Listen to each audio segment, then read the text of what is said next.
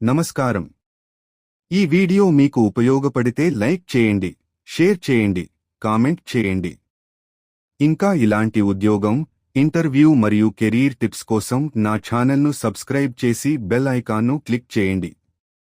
ఉద్యోగం రాలేదా? ఇంటర్వ్యూలో రిజెక్ట్ అయ్యారా?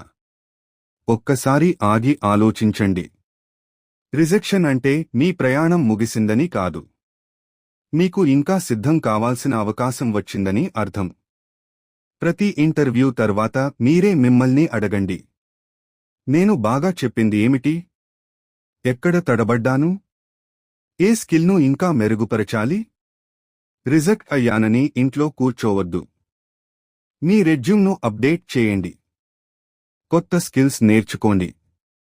రోజూ ఒక మాక్ ఇంటర్వ్యూ ప్రాక్టీస్ చేయండి.